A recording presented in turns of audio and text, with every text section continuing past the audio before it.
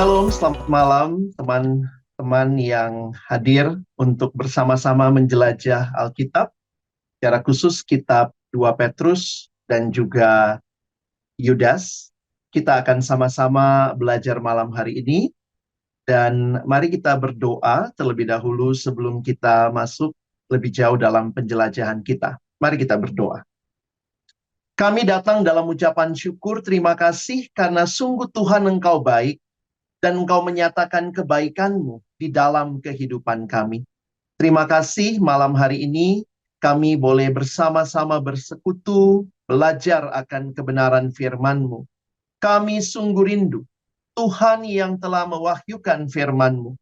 Engkau yang menyapa kami dengan kebenaran-kebenaran-Mu, yang kiranya kembali menyegarkan hati kami, mengingatkan kami akan hal-hal yang perlu kami waspadai di dalam dunia ini, dan secara khusus bagi kami gereja Tuhan di dalam generasi ini. Ada banyak faham-faham yang sesat yang ada di sekitar kami, tetapi Tuhan juga merindukan kami peka, kami benar-benar boleh membedakan dengan baik, dan akhirnya kami boleh hidup di dalam kebenaran-Mu. Terima kasih Tuhan. Menyerahkan waktu ke depan, Tuhan yang memimpin di dalam nama Tuhan Yesus Kristus. Kami menyerahkan penjelajahan kami malam hari ini. Amin. Malam hari ini, saya, Pendeta Alex Nanlohi, akan memandu Anda untuk menjelajahi kitab 2 Petrus dan Yudas. Jika saudara belum pernah membaca dua surat ini, saya mendorong kita untuk boleh membacanya, dan nanti tentunya kita juga akan ditolong secara khusus ketika saudara memiliki buku ini, ya, buku Teman Jelajah. Saya sangat bersyukur kehadiran buku Teman Jelajah seperti ini sangat menolong kita untuk bisa belajar lebih khusus kitab demi kitab, dan melalui pelayanan ODB Ministry kita bersyukur boleh mendapatkannya dan juga tentunya boleh membagikannya di dalam pelayanan kita. Saudara yang dikasihi Tuhan, sebagai pemandu saudara, seperti kita sedang tur saudara ya, tentu kita akan melewati kedua surat ini. Tentu tidak bisa detail semuanya, tetapi saya akan berhenti di beberapa tempat untuk saudara boleh melihat lebih jauh, dan nanti kita akan bisa menikmati apa yang sebenarnya disampaikan di dalam bagian ini, sebelum nanti juga kita mungkin akan agak cepat di bagian yang lain. Dan karena itu saya tetap berharap saudara bisa mengikuti penjelajahan melalui buku ini, Temu Teman Jelajah 2 Petrus dan Yudas, dan ini akan banyak bagian-bagian yang dijelaskan. Penulis dalam Teman Jelajah 2 Petrus dan Yudas ini adalah seorang yang belajar mendalam secara khusus untuk disertasinya di King College London. Ini adalah Ibu Eileen Poe. Dia mengkaji hubungan sosial antara orang Kristen dan non-Kristen di Asia Kecil. Itu persis konteks di mana surat 2 Petrus secara khusus dituliskan. Nah, saya mengajak kita untuk memperhatikan, saya menyiapkan sebuah slide untuk kita perhatikan malam hari ini, dan nanti saya berharap kita juga bisa mempelajari lebih lanjut apa yang ada di dalam buku Teman Jelajah 2 Petrus dan Yudas. Mari kita ingat kembali ketika saya membawakan 1 Petrus, ada bagian yang penting untuk kita ingat bahwa ini adalah surat yang disampaikan Rasul Petrus kepada orang-orang pendatang, dia tuliskan, yang tersebar di Pontus, Galatia, Kapadokia, Asia Kecil, dan Bitinia, atau yang kita biasa kenal, ini daerah-daerah di sekitar Turki saat ini, daerah Asia Kecil atau Asia Minor. Dan surat 2 Petrus, kalau kita perhatikan, ini adalah surat yang disampaikan juga oleh Petrus, dituliskan dari Simon Petrus, hamba dan rasul Kristus Yesus, kepada mereka yang bersama-sama dengan kami memperoleh iman oleh karena keadilan Allah dan juru selamat kita, Yesus Kristus. Seperti surat-surat pada umumnya di masa itu, Bapak Ibu perhatikan salam yang indah. kasih karunia dan damai sejahtera melimpahi kamu oleh pengenalan akan Allah dan akan Tuhan, akan Yesus Tuhan kita. Ini penting sekali kata pengenalan, karena ini juga menjadi bagian yang nanti akan disampaikan dengan kuat di dalam surat ini. Apa yang menjadi konteks tantangan yang dihadapi? Ternyata bagi jemaat yang ada pada masa itu di abad pertama ada dua ancaman utama. Yang pertama ancaman dari luar. Itu berupa penganiayaan dari pihak-pihak yang memiliki kebencian terhadap Tuhan Yesus dan para pengikutnya. Dan uniknya, mereka justru dibenci karena perilaku mereka yang saleh. Sementara di sisi yang lain ada ancaman dari dalam, berupa ajaran-ajaran sesat yang merusak iman orang percaya. Kalau kita mempelajari 1 Petrus, kita banyak berjumpa dengan ancaman dari luar yang pertama. Tetapi waktu kita membaca surat 2 Petrus dan khususnya Yudas, kita berjumpa dengan ajaran-ajaran sesat yang pada waktu itu memasuki jemaat dan berusaha memperdaya jemaat, merusak iman orang percaya. Karena itulah kita punya surat 2 Petrus dan juga surat Yudas. Ada sebuah kutipan yang menarik dalam Kongres Lausanne yang saya sempat ikuti beberapa waktu yang lalu, ketika berbicara tentang gereja. Pembicaranya Bapak Patrick Fung, Dr. Patrick Fung mengatakan persecution never kills the church. Penganiayaan itu tidak pernah membunuh gereja. Malah di sisi yang lain kita melihat itu menyuburkan benih bagi gereja terus bertumbuh karena penganiayaan yang terjadi. Lalu apa yang perlu diwaspadai? Karena ini yang bisa mematikan gereja. But a compromised gospel will. Tetapi Injil yang dikompromikan, kebenaran yang dikompromikan, ajaran yang sesat, itu berbahaya. Karena itulah baik Petrus maupun Yudas, kalau kita perhatikan, membahas persoalan ajaran palsu. Yang juga harus kita katakan menjadi masalah dari sebagian gereja kita pada masa kini. Dan kedua penulis surat Alkitab ini mengingatkan kita pada pengharapan sebagai orang Kristen, sementara kita menantikan kedatangan hari Tuhan.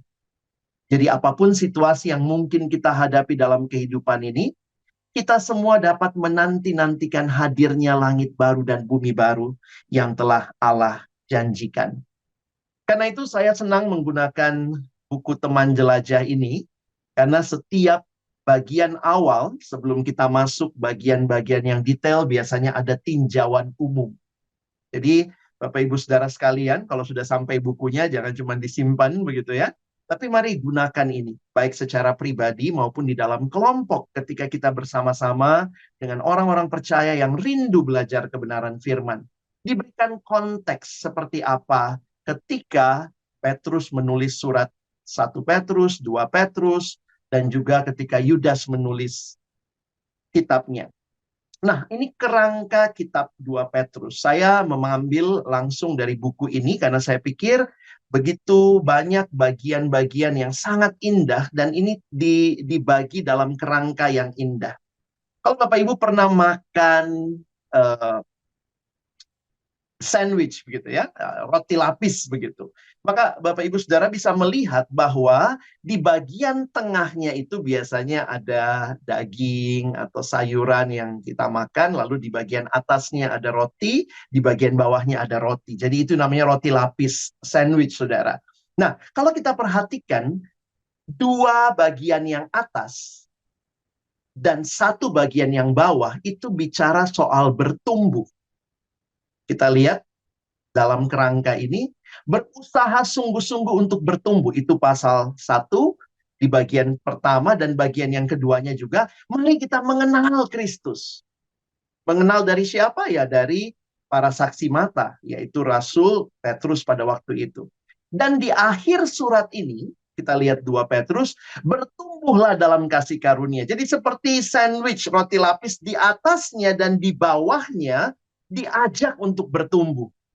Lalu pertanyaannya, emangnya ada apa sih? Nah, kita melihat di tengah-tengahnya ternyata ada ancaman dari pengajar yang sesat. Berjaga-jaga terhadap guru palsu. Apa yang menjadi hal yang menarik?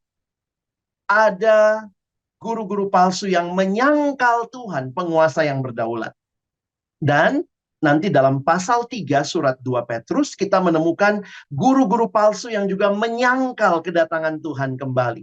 Nah, jadi kira-kira inilah yang menjadi konteks dari surat 2 Petrus secara khusus. Nah, mari kita sekarang memperhatikan ya, sebelum kita membahas mengenai bertumbuh sebagai solusinya, sebagai kerinduan yang diharapkan oleh Rasul Petrus, mari kita perhatikan sebentar begitu ya. Kitab Yudas, surat Yudas juga tidak beda dengan 2 Petrus. Memberikan peringatan tentang guru-guru palsu.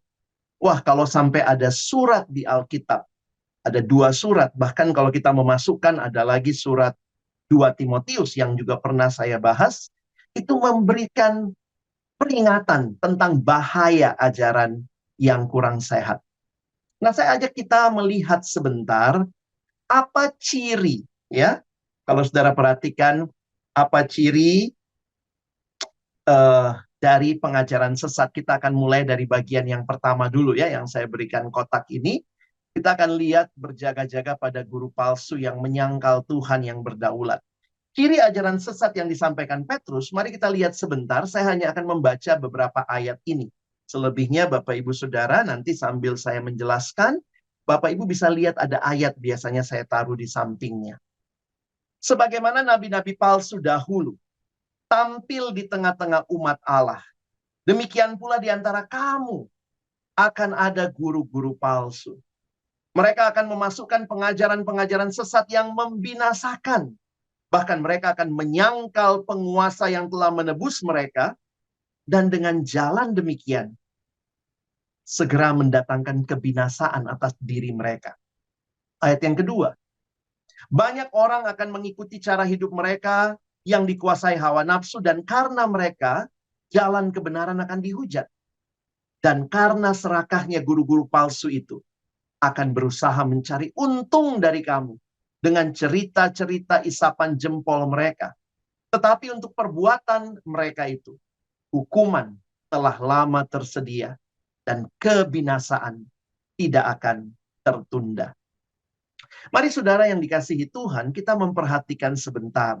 Menarik sekali dalam buku Teman Jelajah, ciri-ciri ini diingatkan oleh penulis kepada kita untuk kita waspadai. Mari kita perhatikan ada 4 ciri ajaran sesat yang disampaikan. Yang pertama, kalau kita perhatikan dalam ayat 1-3 ini, Petrus membongkar taktik mereka. Wah, ternyata penyesat itu juga punya taktik, saudara ya. Mereka memasukkan pengajaran palsu sembunyi-sembunyi. Pelan-pelan, tipis-tipis kata anak sekarang ya. Nggak kelihatan palsunya, tapi lama-lama. Wah, saudara, ini mengerikan. Apa intinya? Menyangkal Yesus Kristus sebagai penebus dan mengarang cerita serta tidak mengajarkan kebenaran. Bapak Ibu, saya tidak mau terjebak kepada kita menghakimi saat ini berbagai ajaran di sekitar kita, tapi perhatikan ciri-ciri ini. Kalau ini menjadi ciri yang Bapak Ibu temukan, hati-hati. Mereka memasukkan pengajaran palsu dengan sembunyi-sembunyi. Itu taktiknya. Yang kedua, kalau saudara perhatikan, Petrus menguraikan dampaknya. Dampak yang ditimbulkan guru-guru palsu di tengah jemaat. Banyak orang yang menyukai dan mengikuti mereka karena menyukai apa yang didengar. Pengajaran sesat, pengajar-pengajaran sesat yang membinasakan, dan cara hidup mereka yang amoral akan menyebabkan orang memiliki pemahaman yang salah mengenai Allah, dan iman Kristen pun akan dihujat. Jadi kalau kita perhatikan sebenarnya dampaknya begitu mengerikan. Ya, itulah yang menarik bahwa ketika Yesus ditolak, maka tidak ada lagi Tuhan yang harus disembah, tidak ada lagi Tuhan yang harus kita ikuti kehendaknya. Suka-suka gue hidupnya, terserah saya. Maka selanjutnya Petrus mengingatkan, motivasi mereka mencari untung finansial. Wah, UUD, ujung-ujungnya duit, saudara. Termasuk melalui pengajaran-pengajaran yang aneh-aneh, yang sesat, yang mungkin begitu menarik, tapi pada akhirnya mau mengambil untung dari jemaat, dan ini didorong oleh keserakahan mereka. Tapi jangan lupa, apa ciri yang keempat? Petrus dengan tegas menyatakan, apa nasib mereka? Akhir dari penyesatan, hanya satu yang menanti mereka, hukuman. Mungkin kita bilang, tapi kan mereka sekarang malah makin berkembang, malah nggak ada hukuman. Pada akhirnya akan ada hukuman. Nah, kalau kita lihat cara Petrus menjelaskan lebih lanjut, Petrus itu memberikan 3 contoh dari masa lalu. Dari mana? Dari perjanjian lama. Nah, ini indahnya kalau pakai buku teman jelajah ya. Kita diajak untuk melihat apa sih maksudnya. Ada 3 contoh di sini ya. Saya nggak bahas lebih jauh, tapi Bapak Ibu lihat ayatnya di sebelah kiri layar. Semua contoh ini sebenarnya bicara tentang penghukuman itu. Penghakiman, penghukuman yang terjadi. Tetapi ketiga contoh ini juga bicara di sisi yang lain, buat yang jahat dihukum, para pendosa, tetapi Allah melepaskan orang beriman. Nah, ini sebuah penghiburan. Kalau kita perhatikan misalnya contoh pertama ya, itu contoh Allah menghakimi malaikat-malaikat yang berdosa kepadanya. Ayat-ayatnya ada. Nah, itu kalau kita memakai buku teman jelajah, saya pikir jangan lupa ya, harus ditemani Alkitab. Karena kita sedang menjelajahi Alkitab. Kita buka ayat-ayatnya. Contoh kedua, penghakiman Allah atas orang-orang fasik. Nah, ini semua contohnya tentang penghakiman. Dan contoh ketiga adalah penghakiman Allah atas Sodom dan Gomora. Jadi kalau Bapak Ibu Saudara memperhatikan, teman-teman penjelajah memperhatikan, Petrus menggunakan ketiga contoh tadi. Untuk apa? Untuk menguatkan pembacanya yang tertekan. Akibat kehadiran guru-guru palsu di tengah mereka. Aduh, bagaimana kami ini mengalami banyak penganiayaan atau situasi yang sulit. Tapi kemudian ada guru palsu lagi yang kemudian mau menarik untung. Guru-guru tersebut mengajarkan kesesatan, memperdaya orang. Dan sepertinya Allah tidak melakukan apa-apa. Namun Petrus mau meyakinkan mereka. Apa itu? Allah akan menyelamatkan orang beriman dari pencobaan. Dia akan menahan orang-orang jahat untuk diadili pada hari penghakiman. Dan penghakiman ini mungkin tidak akan segera datang. Akan datang kemudian, tetapi ini pasti. Satu hari nanti akan berlangsung penghakiman. Sehingga kalau saudara membacanya, jangan lupa ini surat ya, jadi ada alurnya. Menarik untuk melanjutkan. Di dalam bagian selanjutnya, kalau kita maju sedikit ya, 2 Petrus pasal 2, ini masih bicara kesesatan tadi, ternyata bukan hanya ajarannya yang sesat, tapi kehidupan mereka, guru-guru palsu ini, perhatikan hidup mereka. Sang Rasul menyoroti sensualitas, keserakahan para guru palsu, yang hawa nafsunya tidak pernah terpuaskan. Ngeri sekali. Bapak Ibu Saudara sekalian, perhatikan di dalam bagian yang dituliskan, maka dituliskan di sini berfoya-foya pada siang hari. Jadi bukannya ngumpet-ngumpet dengan hawa nafsunya ya. Seorang penafsir Alkitab bernama Michael Green mengatakan hawa nafsu itu yang dilakukan oleh para guru palsu semakin dikejar semakin sulit dipuaskan. Demikian juga ketika para orang-orang yang mengajarkan ajaran palsu itu mencari uang, tambah dapat uang, tambah dia peres lagi jemaatnya. Supaya apa? Uangnya makin banyak. Hawa nafsu mereka makin menjadi-jadi. Dan menuntut dipuaskan dalam perilaku yang makin bejat pula. Jadi kalau Bapak Ibu Saudara memperhatikan ayat-ayat ini, guru-guru palsu itu bukan hanya mengejar kepuasan diri sendiri.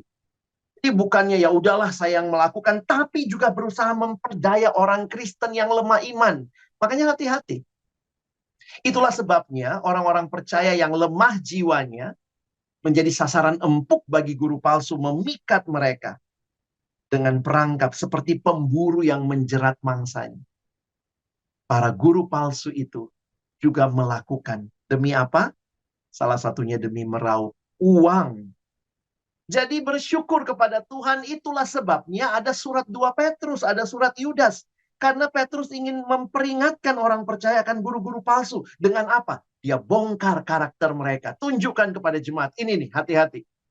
Dan membuka taktik mereka.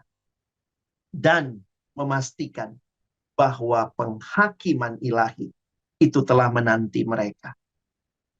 Nah, Bapak Ibu Saudara, ini tentang guru palsu yang menyangkal Tuhan yang berdaulat. Bukan hanya menyangkal Tuhan, hidupnya bejat, bahkan menarik orang-orang lain. Lalu ternyata ada juga guru-guru palsu yang menyangkal kedatangan Tuhan. Ini dibahas secara khusus lagi di pasal yang ketiga. Jadi lihat ya, pasal 2 tentang guru palsu yang menyangkal Tuhan. Pasal 3 tentang guru palsu yang menyangkal kedatangan Tuhan. Ada masalah apa? Perhatikan kalimatnya, mereka bilang begini. Ayat 4 ya, di manakah janji tentang kedatangannya itu? Dari dulu, katanya Tuhan mau datang, gak datang-datang begitu ya. Nah, reaksi semacam ini bukan hal baru, saudara. Orang-orang pada masa Petrus bahkan mengejek kedatangan Yesus, gagasan itu, dengan kalimat kalau dalam bahasa Indonesia masa kini mengatakan katanya Tuhan berjanji akan datang. Sekarang mana dia? Nah, kira-kira demikian. Tetapi kemudian kalau kita perhatikan terkait dengan ini, Petrus mengingatkan para pembacanya bahwa sudut pandang Allah tentang waktu itu berbeda dengan sudut pandang kita. Kita harus mengikuti waktu Allah, bukan waktu kita. Dan kemudian kalau kita perhatikan di sini Petrus kemudian menunjukkan alasan mengapa Allah menunda kedatangan Yesus untuk kedua kali. Dan dalam buku Teman Jelajah, saya menikmati perenungan-perenungan maupun aplikasi yang diberikan oleh penulis Ibu Eileen Poh. Saya kutip begini ya, penundaan ini, kalau kita lihat dari Alkitab, bukan karena Tuhan lambat atau tidak bersedia menepati janjinya. Justru melainkan karena dia tidak ingin seorang pun binasa tanpa Kristus. Dia tidak ingin seorang pun binasa tanpa Kristus. Allah menginginkan semua orang bertobat dan diselamatkan. Sehingga kalau kita perhatikan ini kan pasal yang ketiga ya. Bapak Ibu ini juga sebenarnya sudah dibahas sedikit di pasal 1. Nah, jadi kalau kita perhatikan di pasal 1 ayat 16 sampai 18.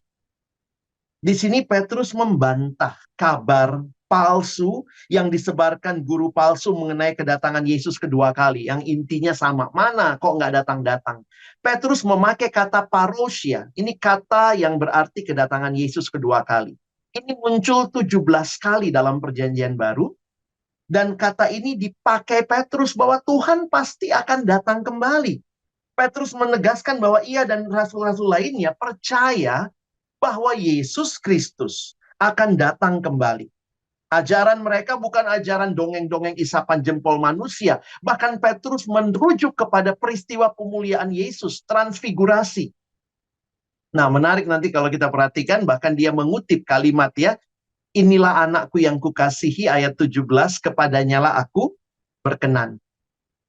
Kenapa Petrus merujuk kepada peristiwa transfigurasi? Karena dia saksi mata. Dia bersama dengan Yohanes, bersama dengan Yakobus. Dan apa yang menarik, saudara? Kalau kita perhatikan peristiwa transfigurasi, ternyata merujuk kepada kedatangan Yesus yang kedua kali. Kenapa yang dipilih oleh Petrus adalah peristiwa transfigurasi? Nah, ini saya bersyukur melalui buku Teman Jelajah ini ya, saya dapat insight ini. Oh iya ya, kenapa dia mengutip itu bukan sekedar kutipan, wah kami saksi mata. Tetapi apa yang mereka saksikan, Yesus yang mengalami dimuliakan. Perhatikan, ini tulisan dari seorang penafsir Alkitab, Douglas Moo. Peristiwa pemuliaan Yesus meliputi perubahan dalam penampilannya. Tetapi perubahan itu menyingkapkan sifat Yesus yang sejati. Itulah sifat yang mulia, yang agung, yang masih terselubung selama ia hidup di dunia. Tetapi yang akan dinyatakan kepada seluruh dunia ketika ia kembali untuk kedua kalinya. Intinya, peristiwa pemuliaan itu menyatakan Yesus sebagai Raja mulia, Dan Petrus hadir di sana untuk menyaksikannya. Sehingga di tengah-tengah ancaman, ajaran guru palsu yang bilang, mana Tuhan nggak datang-datang. Petrus mencoba menjawab dan meyakinkan Allah pasti akan menepati janjinya. Dan Yesus Kristus akan datang kembali. Nah, menarik kalau memperhatikan, buat kita yang sudah diselamatkan, kita adalah orang-orang yang menanti kedatangan Kristus yang kedua kali ya. Nah, di dalam situasi seperti inilah ada panggilan bagi kita. Tantangan yang kita hadapi bukan hanya menghadapi pengajar sesat ini, tetapi kita sedang menunggu Kristus yang akan datang kedua kali, yang tentunya akan menghakimi para penyesat. Tetapi bagaimana dengan kita? Di saat kita dengan sabar menantikan kedatangannya, nah perhatikan ayat-ayat ini ya, ayat 11, 12, 13, pasal 3, biarlah kehidupan kita sehari-hari ditandai dengan perilaku yang suci dan saleh. Menarik untuk kita perhatikan istilah yang muncul kalau Bapak Ibu perhatikan di ayat 14 adalah istilah tak bercacat dan tak bernoda. Ibu Aileen Poe dalam buku Teman Jelajah menuliskan tak bercacat digunakan menggambarkan kurban yang berkenan kepada Allah. Sementara tak bernoda melanjutkan metafora pengorbanan yang menekankan bahwa kurban haruslah tanpa celah. Jadi coba kita gabungkan. Dia mengutip Bapak Richard Bauckham, yang jika digabungkan kedua kata itu menggambarkan orang Kristen waktu kita menunggu Yesus datang ya kedua kali, orang Kristen yang murni secara moral, yang secara kiasan juga menjadi kurban yang tak bernoda bagi Allah. Berarti apa? Kalau kita adalah kurban berarti kita dikhususkan bagi Allah. Orang Kristen harus berbeda dari guru-guru palsu. Guru palsu hidup bagi diri mereka, mereka disebut kotoran dan noda. Tapi orang Kristen, kita adalah orang-orang yang harus hidup kudus, saleh, tak bernoda, tak bercacat. Ternyata di tengah-tengah situasi ajaran sesat, ada nasihat rasuli yang diingatkan bagi kita. Tuhan pasti datang dan menanti kedatangannya. Mari kita menjaga hidup kita, mempersembahkan seluruh hidup kita hanya kepada Allah. Nah, demikian kira-kira dua hal yang secara khusus dalam kitab 2 Petrus menjadi garis bawah kesesatan. Menyangkal Yesus, dan kedua, mengatakan mana Allah yang berjanji akan datang, mana Yesus yang katanya mau datang. Nah, bagaimana dengan kitab Yudas? Ya, saya ambil sekarang ke kitab Yudas. Kalau saudara memperhatikan di dalam kitab Yudas ada penyesatan yang terkait dengan kasih karunia. Kalau saudara lihat dulu sedikit tentang kitab Yudas, karena saya belum membahas latar belakangnya. Setelah memberi salam kepada pembacanya, kalau kita perhatikan kitab Yudas ini menarik ya, cuma satu pasal, 25 ayat. Setelah memberi salam kepada pembacanya, Yudas langsung menjelaskan alasan menulis surat itu. Sebenarnya Yudas itu maunya awalnya kalau kita baca ya, dia mau menulis tentang karya Allah yang menyelamatkan dari dosa, dari maut melalui Yesus Sang Mesias yang sudah mati bagi mereka, bangkit kembali pada hari ketiga. Tapi ternyata Yudas ini, dia ketemu atau dia dengar kabar.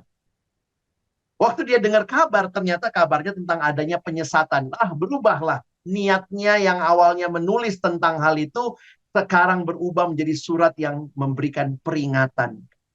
Jadi alih-alih menulis tentang keselamatan yang sama-sama sudah mereka alami, Yudas terdorong menasihati mereka agar tetap berjuang untuk mempertahankan iman yang telah disampaikan kepada orang-orang kudus.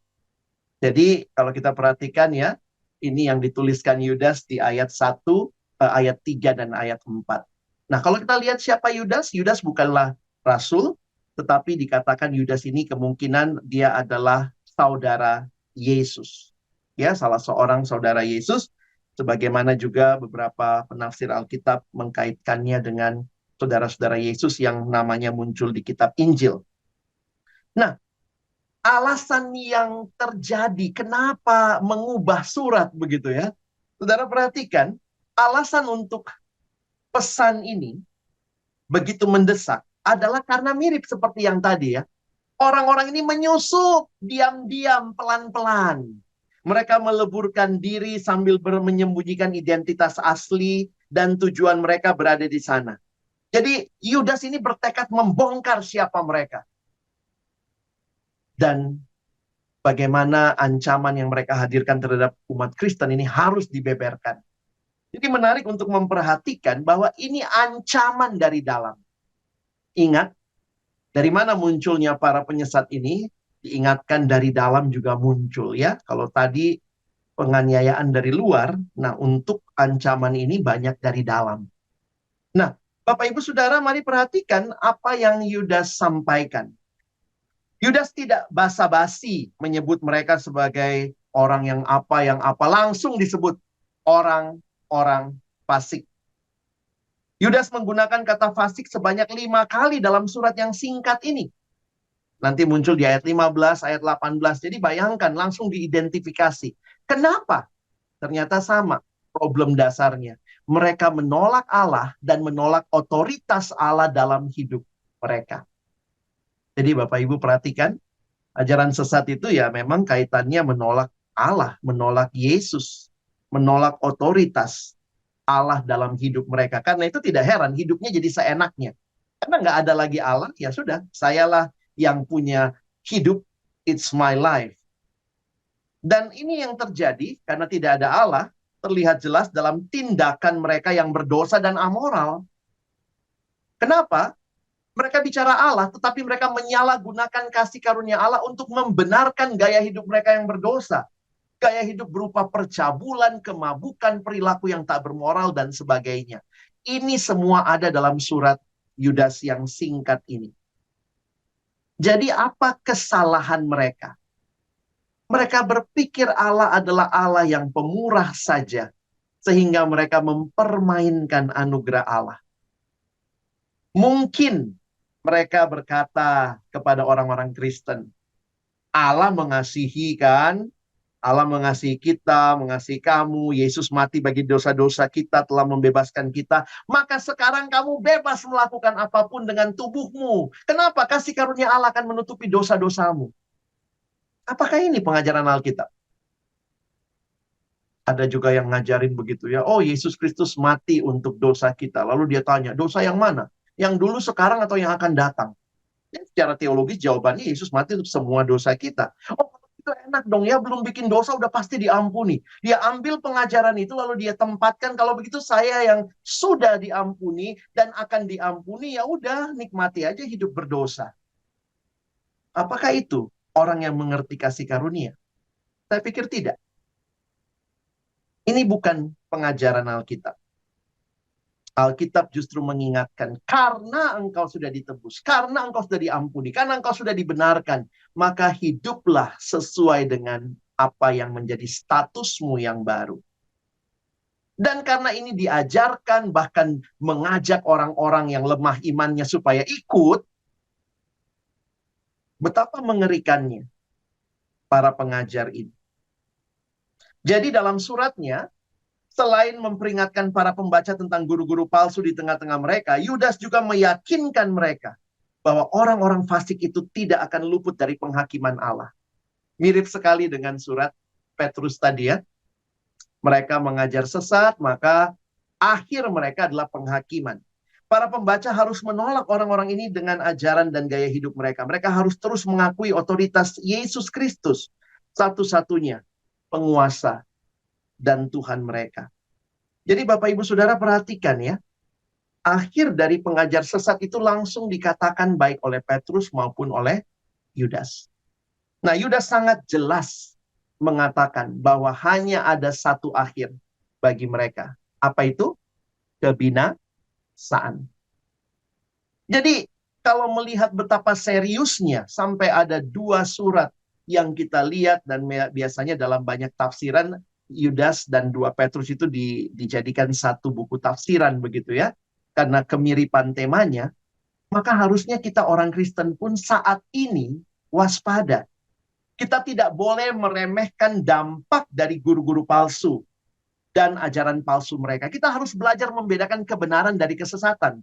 Itu adalah masalah hidup dan mati. Ini saya kutip langsung dari kalimat yang ada dalam buku Teman Jelajah. Ini bukan cuma masalah ya, bolehlah dikit-dikit sesat begitu. Tidak, ini masalah kebenaran. Kita harus bisa membedakan dari kesesatan. Ini adalah masalah hidup dan mati. Ini masalah yang serius. Salah satu yang menarik memakai buku Teman Jelajah, ada bagian refleksi, saudara ya. Ada bagian di mana kita diajak, ada pertanyaan yang diberikan untuk kita renungkan. Dan itu seringkali juga, perenungan itu juga memberikan bagi saya banyak insight yang menarik ya. Misalnya kalau kita memperhatikan ya, Yudas kenapa memberikan penjelasan cukup terperinci?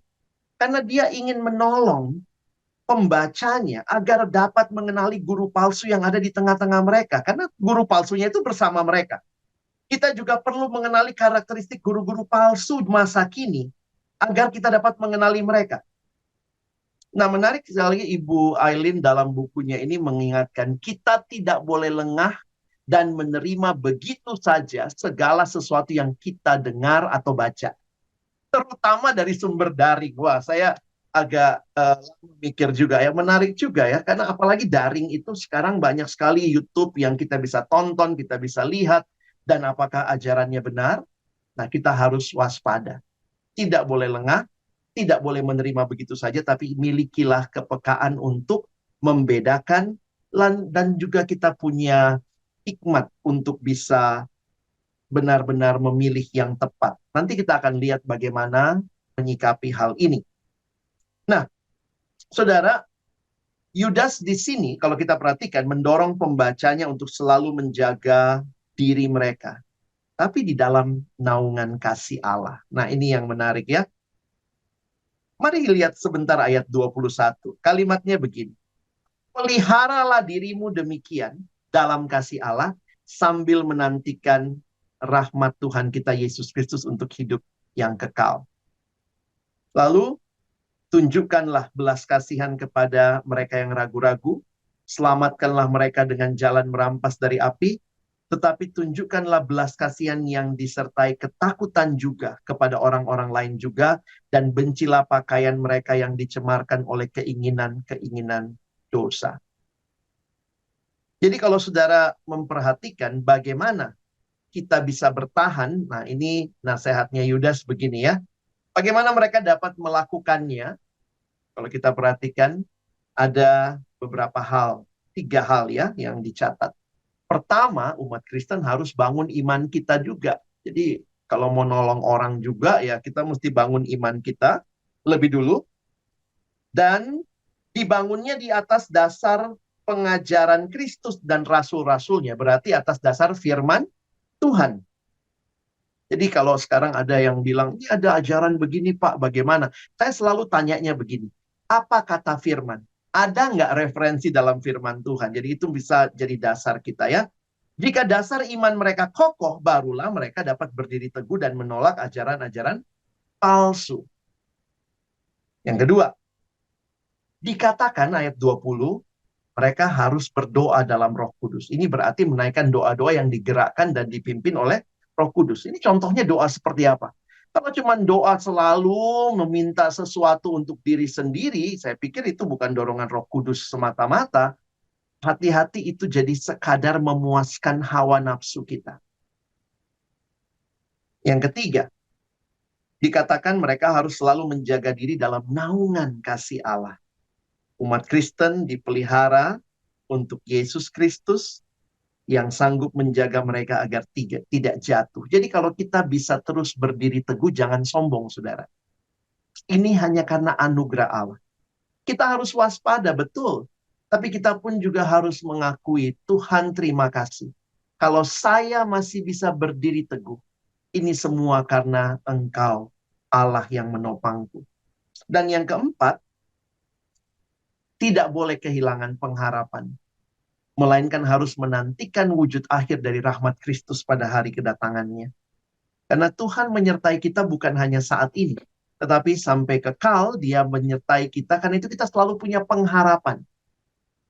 Seringkali waktu kita menghadapi mungkin ada saudara, rekan kita yang sudah terikut ke ajaran yang sesat, kadang-kadang kita juga terus berdoa begitu ya, Tuhan bagaimana nih mereka ya. Tapi kita diingatkan melalui bagian ini, tidak kehilangan pengharapan buat diri kita juga, sambil terus menantikan kedatangannya.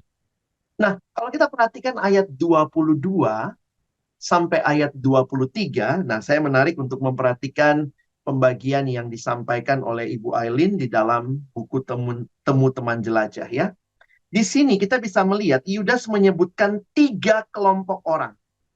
Nah, kita bisa sama-sama mengevaluasi juga ya. Ada 3 kelompok orang yang telah dipengaruhi oleh guru-guru palsu. Nah, siapa aja mereka? Ini kelompok yang pertama kita lihat. Ada yang mulai meragukan pengajaran Kristus dan rasul-rasulnya. Nah, ini tingkat yang paling awal kali ya, mulai ragu nih. Mereka adalah orang-orang Kristen yang telah mendengar, mungkin telah terpengaruh oleh ajaran guru palsu. Apa nasihat Yudas kepada kelompok ini?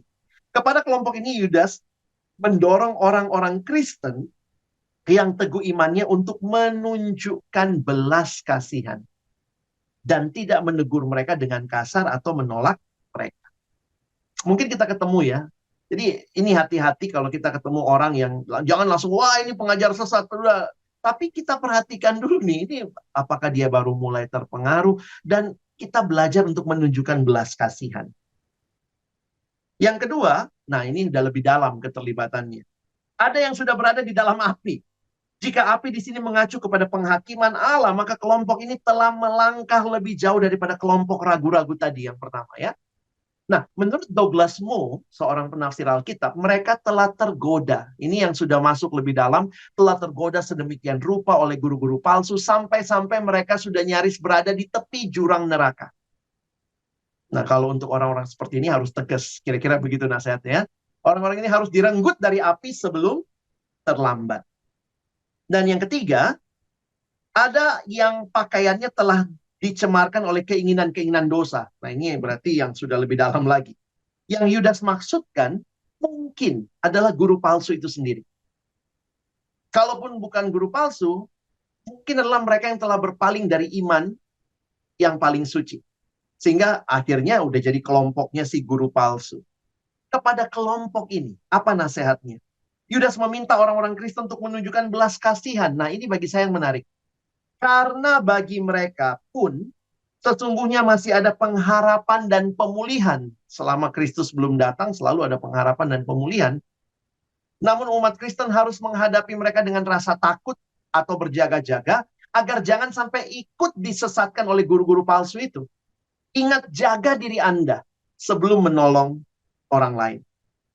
Jadi saya pikir peringatan-peringatan ini sangat urgent, tapi juga praktis, saudara. Karena apa? Realitanya mungkin ada orang-orang di sekitar kita yang sudah mulai terpengaruh. Maka bagaimana kita dinasehatkan lewat firman Tuhan? Dan bagian terakhir, ini ayat yang indah sekali.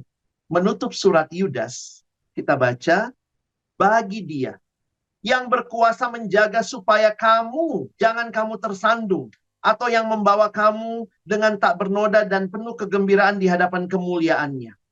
Allah yang Esa, Juru Selamat kita oleh Yesus Kristus Tuhan kita. Bagi dia adalah kemuliaan, kebesaran, kekuatan, dan kuasa sebelum segala abad, dan sekarang, dan sampai selama-lamanya. Amin. Sungguh tepat bagi Yudas untuk mengakhiri suratnya dengan pujian yang luar biasa kepada Allah. Alangkah mulianya hari kedatangannya. Alangkah mulianya hari itu kelak ketika kita dibawa dengan tak bernoda dan penuh kegembiraan di hadapan Allah yang Esa, Juru Selamat kita. Kedua surat ini tidak hanya berhenti bagaimana menghadapi pengajar sesat di dunia ini, tetapi memberikan kita pengharapan kedatangan Kristus yang kedua kali. Dan kepastian bagi kita yang terus bertumbuh di dalam Tuhan akan menikmati kehidupan yang disertai Tuhan, yang di dalamnya kita akan menikmati dibawa dengan tak bernoda dan penuh kegembiraan di hadapan Allah yang Esa, Juru Selamat kita. Jadi ini kira-kira gambaran dari pengajar-pengajar sesat yang ada pada waktu itu ya. Jadi saya mau coba menyimpulkan sedikit bagaimana relevansinya dengan kehidupan kita sekarang. Sebenarnya kalau kita memperhatikan secara ajaran, ini untuk cara kita menyebut saja supaya tidak tersandung. Bapak Ibu Saudara, sebenarnya kalau kita perhatikan dari awal, kalau ada gereja yang benar, maka ada gereja yang sesat. Kira-kira begitu ya. Ada ajaran yang benar, ada ajaran yang sesat, atau di dalam sejarah gereja disebut bidat. Sederhananya apa bidat itu? Bidat itu adalah gerakan-gerakan yang punya pengajaran menolak ajaran utama orang Kristen yang didasarkan pada Alkitab. Maka biasanya kita melihatnya ketika pengajar-pengajar sesat yang tidak menerima pengakuan akan Allah Tritunggal sebagaimana yang ada di dalam pengakuan iman rasuli. Nah, itu contoh yang kita dapatkan dalam surat 2 Petrus, surat Yudas. Mereka menolak Yesus. Mungkin bagi mereka Yesus cuma manusia biasa, dia bukan Tuhan. Jadi langsung kita bisa kategorikan itu ajaran yang sesat. Menolak Yesus, menyangkal Yesus, menolak Roh Kudus. Roh Kudus dianggap cuma kuasa, bukan pribadi Allah. Nah, semua itu kita kategorikan sebagai yang sesat atau yang bidat. Lalu bagaimana di ajaran yang benar? Nah, ini sedikit wawasan buat kita. Memang dalam konteks ajaran yang benar, berarti dia berpegang Bapa adalah Tuhan, Yesus adalah Tuhan, Roh Kudus adalah Tuhan, memegang ajaran Kristen yang uh, sesuai dengan pengajaran rasul-rasul. Tapi juga ternyata ada gereja yang sehat, ada gereja yang kurang sehat. Jadi hati-hati kalau kita bilang ya mungkin ada orang yang suka penghakiman ya, wah itu gereja sesat. Saya bilang tunggu dulu nih. Kalau dia masih mengakui Tuhan sebagai Allah Tritunggal dan ajaran yang tepat sebagaimana mestinya, sebenarnya bukan ajaran yang sesat. Mungkin kategorinya kurang sehat. Apa maksudnya kurang sehat?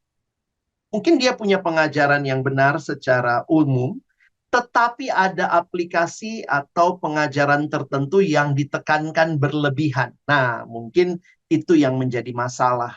Penekanan berlebihan kepada hal tertentu membuat akhirnya gereja tersebut sebenarnya bukannya sesat, tetapi menjadi kurang sehat.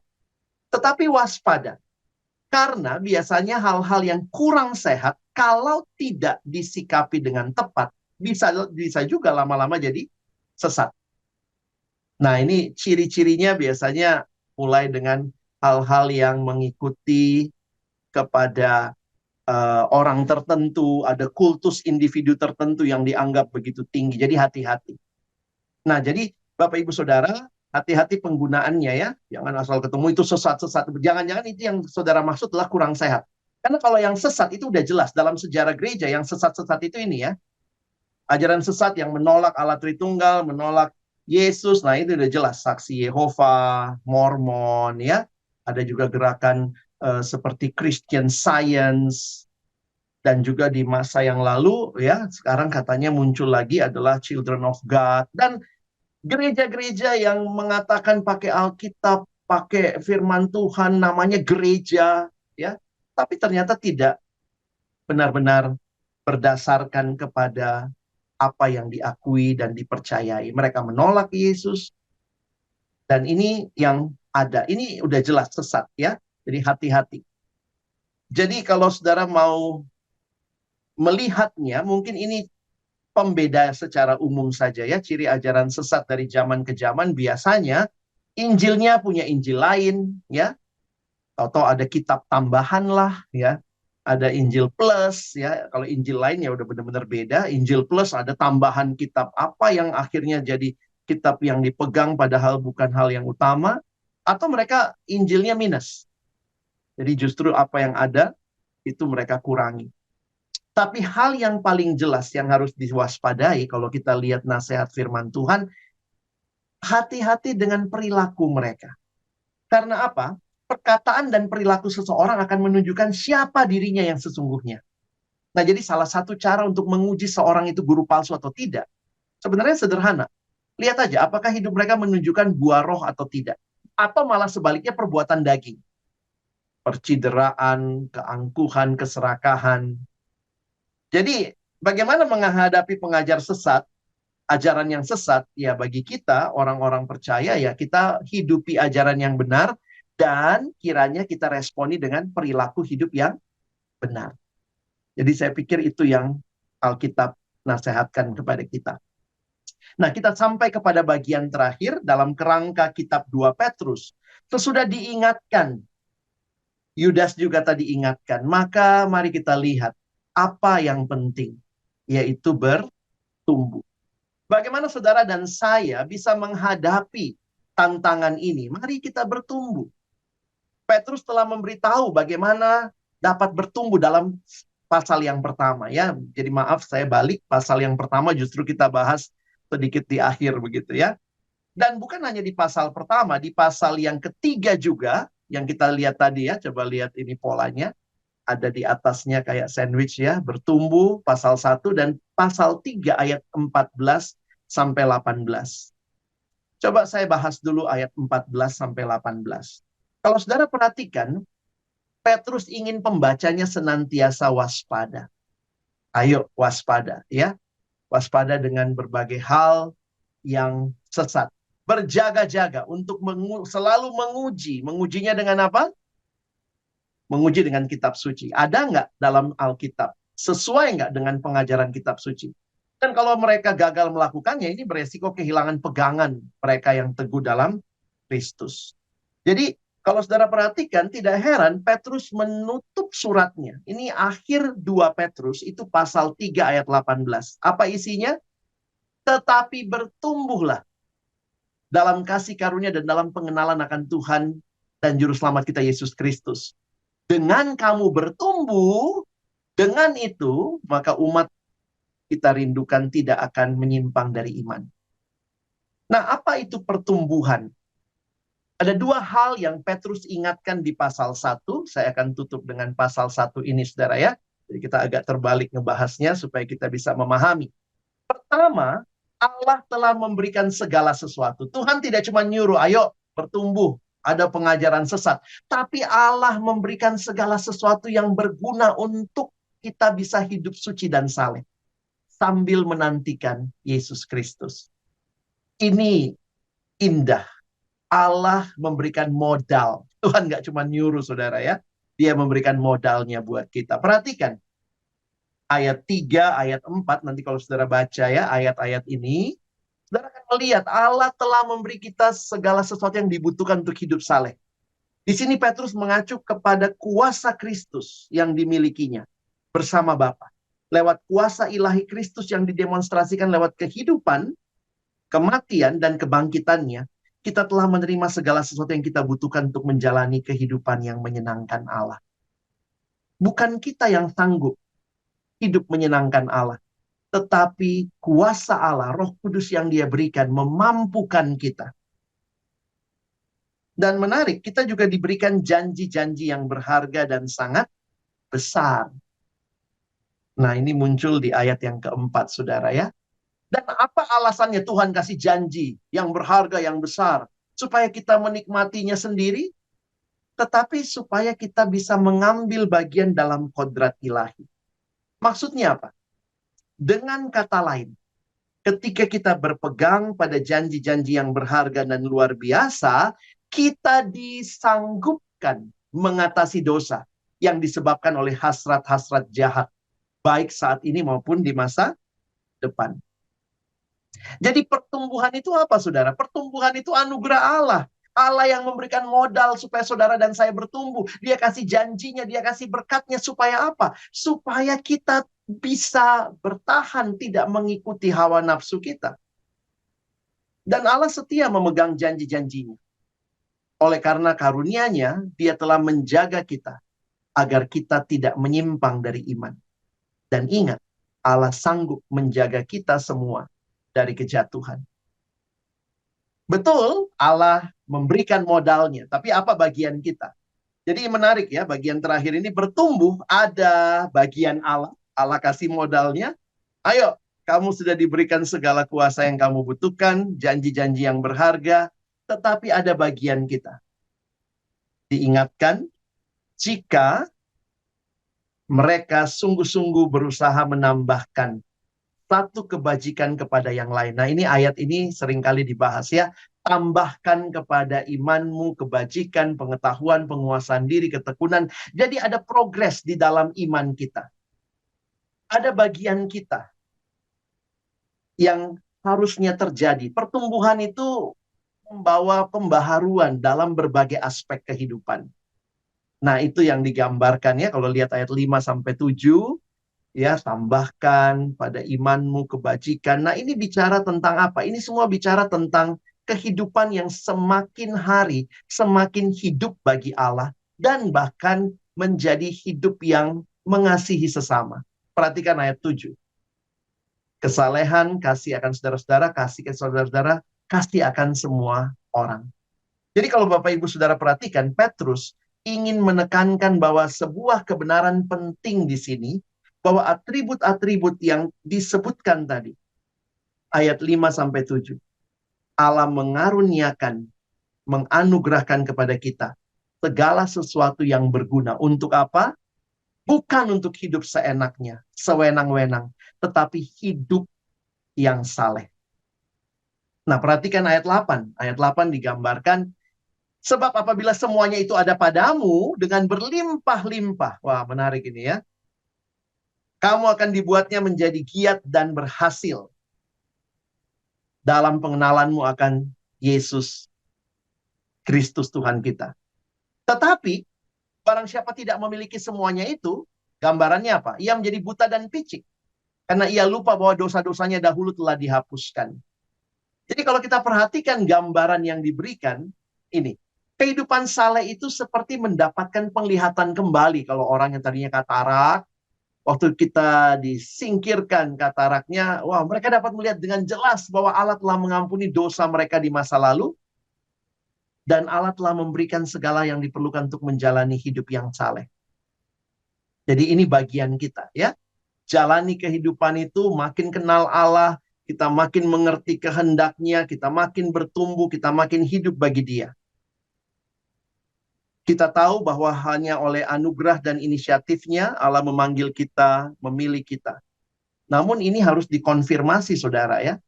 Dari mana kita tahu Allah panggil kita? Dari mana kita tahu Allah memilih kita? Ya dikonfirmasi melalui cara hidup kita. Divalidasi oleh cara hidup dan pilihan-pilihan yang kita buat.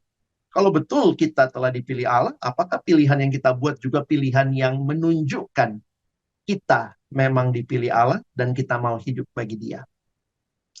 Bagaimana dengan surat Yudas? Kalau saudara lihat di surat Yudas ada bagian yang menarik ya. Di salam pembukanya ini juga ada jaminan yang menarik. Ada 3 hal kalau saudara lihat Yudas 1 ayat 1. Di dalam pembukaannya sebelum ini ya, sebelum Yudas bicara soal guru palsu, Yudas meyakinkan pembacanya. Allah telah memanggil mereka, Allah telah mengasihi mereka, dan Allah telah memelihara mereka untuk Yesus. Wow. Bagi saya ini keyakinan-keyakinan di tengah tantangan, ancaman, ajaran sesat, tetapi kita milik Allah. Mari terus bertumbuh. Kita dipanggil, kita dikasihi begitu rupa. Kita suka lupa saudara ya. Kita lupa, dan waktu kita lupa, nah disitulah Tuhan ingatkan kita, termasuk melalui surat 2 Petrus. Kembali ke 2 Petrus ayat 12, 13, 14, dan 15. Saudara lihat berapa kali muncul kata mengingatkan di situ. Ya.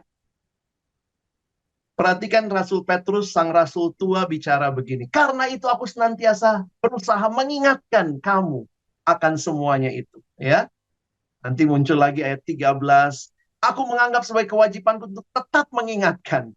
Ayat 15, aku akan berusaha supaya sudah kepergianku, kamu selalu mengingat. Nah, ini gembala yang bertanggung jawab ya. Kenapa? Ya ini realitanya. Ada kalanya dalam perjalanan iman kita.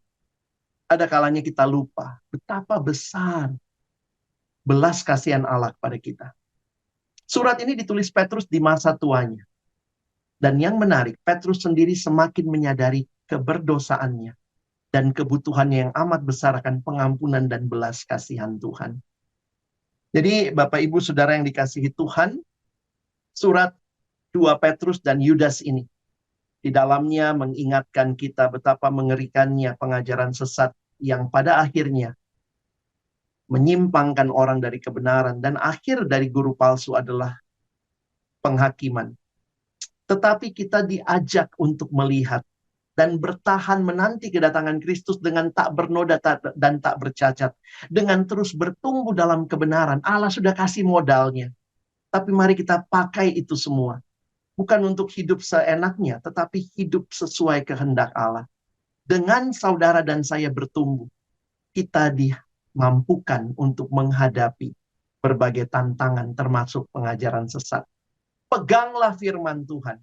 Kita ingat ayat ini, segala tulisan yang diilhamkan Allah memang bermanfaat untuk mengajar, menyatakan kesalahan, memperbaiki kelakuan, dan untuk mendidik orang dalam kebenaran.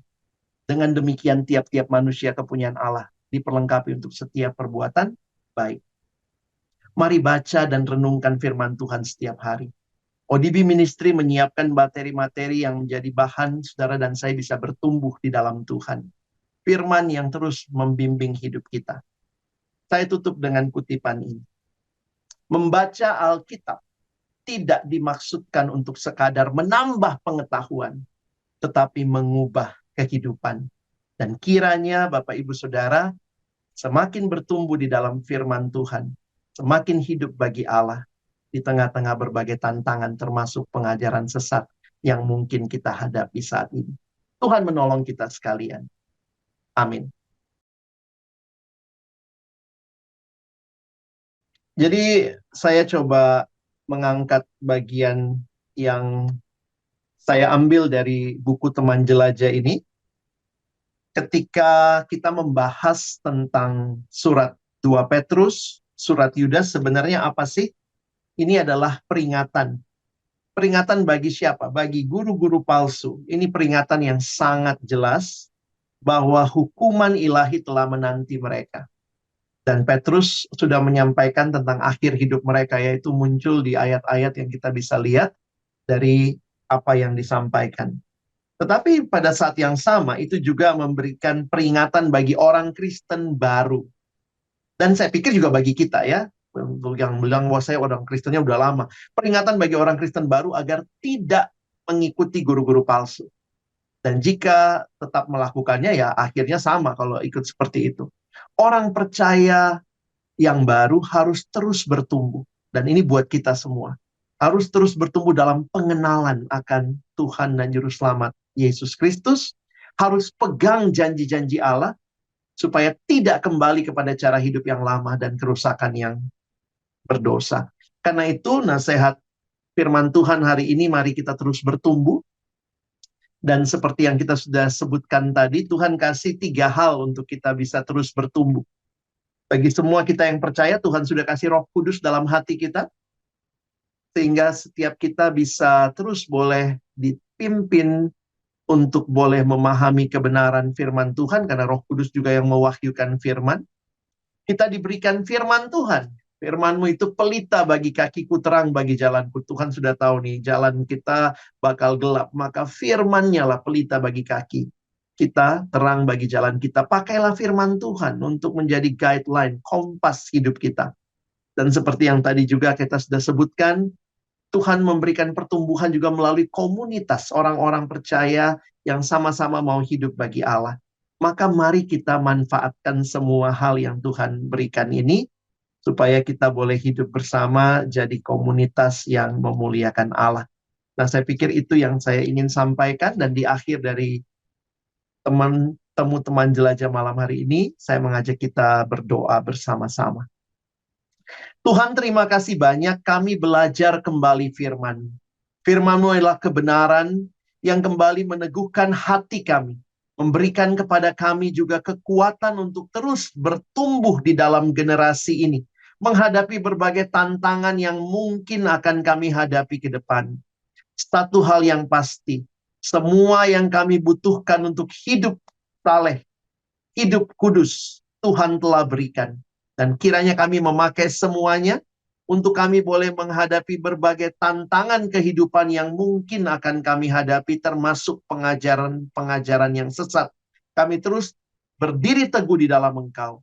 Dan terima kasih karena firman-Mu itulah pelita bagi kaki kami, terang bagi jalan kami. Dan terima kasih juga untuk ODB Ministry yang menerbitkan materi-materi yang baik bagi kami untuk makin memahami firman-Mu. Sehingga firman-Mu itu boleh berkuasa dan bekerja di dalam hidup kami. Membawa kami semakin hari semakin serupa dengan Kristus. Sambil menantikan kedatangan anak-Mu Yesus Kristus yang kedua kalinya. Kami boleh hidup kudus tak bercacat di hadapan Tuhan. Terima kasih, tolong Bapak Ibu Saudara sekalian yang mengikuti acara ini. Dari berbagai tempat, Tuhan berikan kepada kami kekuatan untuk terus menghidupi firman-Mu di dalam keseharian kami. Kami menutup seluruh rangkaian dari pertemuan kami. Di dalam nama Tuhan Yesus Kristus, kami sudah berdoa, bersyukur. Amin.